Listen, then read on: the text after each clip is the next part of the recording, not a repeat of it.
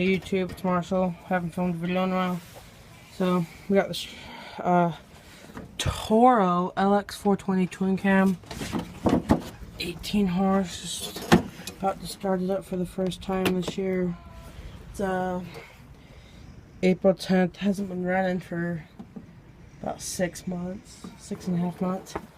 There's my tractor and the Lawnmower, so I'm used to having the clutch right here, so give her a go. Gonna have the hour meter. Everything good. First crank for about 6 months.